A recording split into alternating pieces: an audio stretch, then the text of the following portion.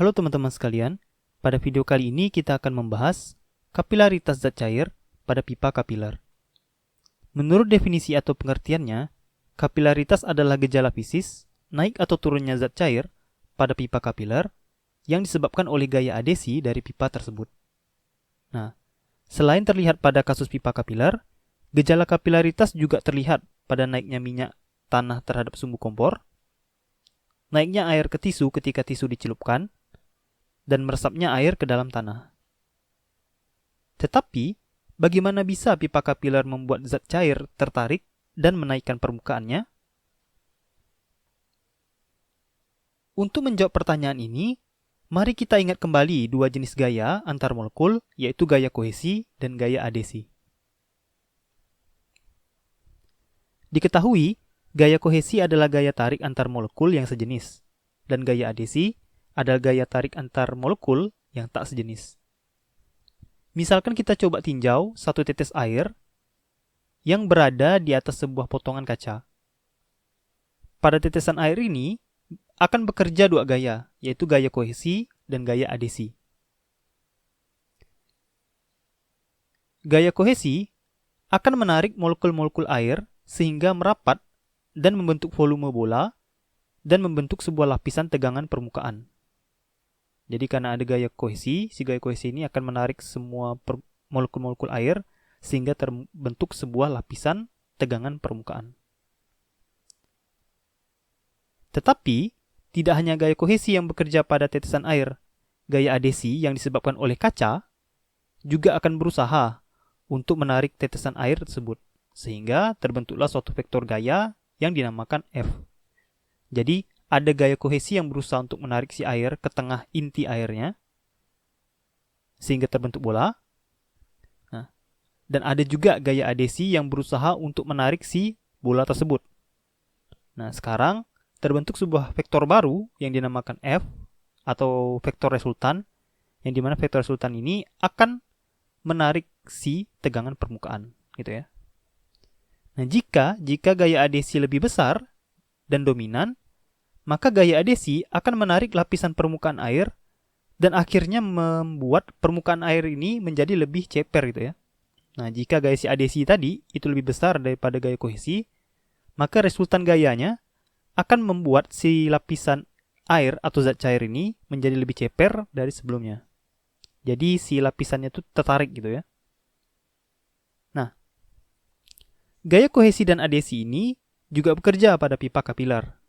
Jadi misalkan kita coba masukkan air tadi ke dalam wadah dan kita letakkan sebuah pipa kapiler. Pada pipa kapiler ini, interaksi antara gaya kohesi dan gaya adesi akan menghasilkan sebuah gaya F pada sekeliling kaca. Nah, gaya F ini bekerja pada sekeliling kaca dan gaya F ini akan berusaha untuk menarik si air pada ketinggian tertentu. Untuk menghitung seberapa besar kenaikan air yang disebabkan oleh gaya F, pertama-tama mari kita coba proyeksikan gaya F ini pada sumbu Y terlebih dahulu. Nah, di sini, dikarenakan gaya F ini membentuk sudut theta, maka proyeksi gaya F pada sumbu Y yang ke atas tegak ya, adalah F cos theta.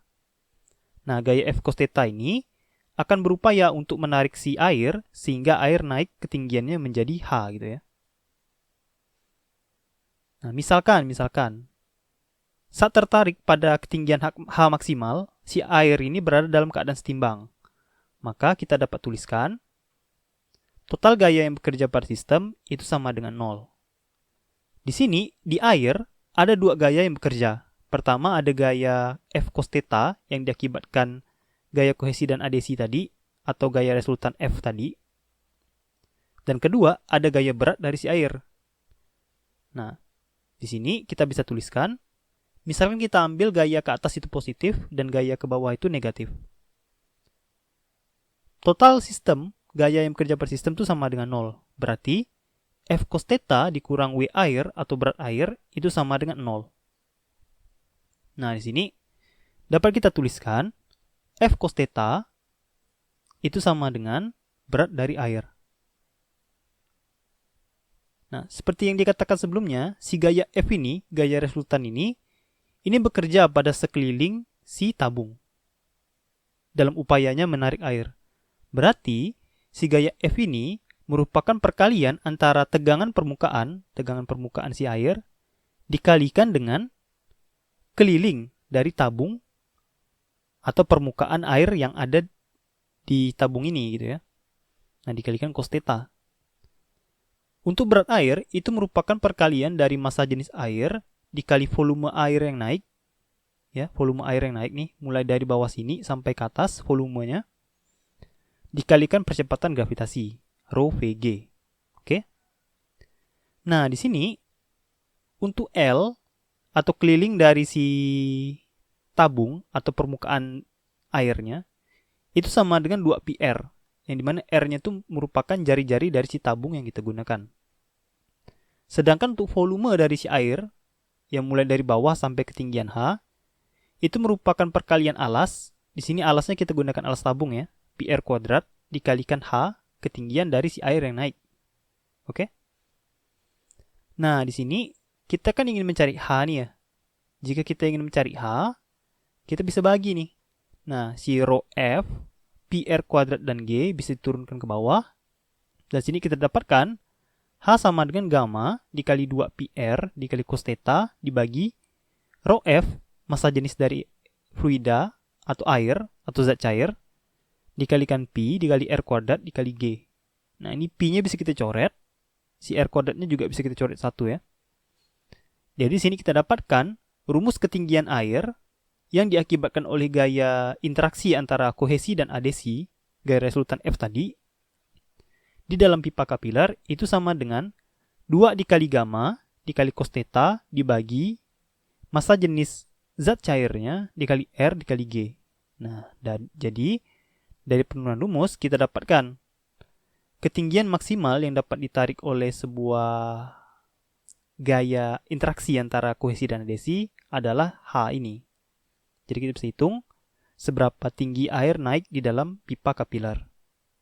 Jika gamma, massa jenis, R, G, dan sudut kontak itu diketahui. Nah, misalkan, nah ini keterangan dulu ya. Keterangannya si H itu merupakan ketinggian air, gamma itu merupakan tegangan permukaan, theta itu sudut kontak, rho F itu merupakan massa jenis fluida, satunya kilogram per meter pangkat 3, dan R itu merupakan jari-jari pipa kapiler. Nah, ini keterangannya. Lalu kita akan coba kerjakan contoh soal yang berkaitan dengan rumus H ini. Nah, misalkan jari-jari sebuah pipa kapiler itu 2,5 kali 10 pangkat min 3 meter, dan massa jenis zat cair yang diletakkan dalam pipa kapiler itu adalah 1120 kg per meter pangkat 3. Nah, misalkan kita ketahui nih, tegangan permukaan dari zat cairnya itu adalah 0,15 Newton per meter. Lalu sudut kontaknya 70 derajat. Nah, di sini kita ingin mencari tahu seberapa besar kenaikan air dengan data yang kita ketahui dari soal. Nah, di sini dari soal diketahui gammanya itu sama dengan 0,15 Newton per meter. Jadi 0,15. Sudut kontaknya itu 70 derajat, berarti cos 70. Massa jenis airnya itu sama dengan 1120 kg per meter pangkat 3, berarti tinggal kita tuliskan. Dan R atau jari-jari dari si pipa kapiler itu merupakan 2,5 kali 10 pangkat min 3. Nah, untuk G-nya kita pakai 10 meter per sekon kuadrat ya. Oke, di sini tinggal kita kalikan 2 dikali 0,15 dikali cos 70 dibagi dengan 1120 dikali 2,5 dikali 10 pangkat min 3 dikali 10. Jika yang atas kita kalikan, akan kita dapatkan 0,102. Nah, dan jika yang bawah kita kalikan, akan kita dapatkan nilai 28. Selanjutnya tinggal dibagi. 0,102 dibagi 28. Jika kita gunakan kalkulator, akan kita dapatkan H atau ketinggian air itu sama dengan 3,64 kali 10 pangkat min 3 meter. Nah, oke. Atau misalkan kita ingin ubah ke senti, si air akan, bukan air ya, maksudnya zat cair. Zat cairnya bakal ketarik sekitar 0,36 cm dari permukaan zat cair yang paling bawah gitu ya. Nah, ini yang dasarnya. Jadi dengan data-data ini si zat cairnya akan ketarik setinggi 0,36 cm. Nah, seperti itu. Oke. Itu saja untuk video kali ini. Semoga videonya bermanfaat. Sampai jumpa lagi pada video berikutnya.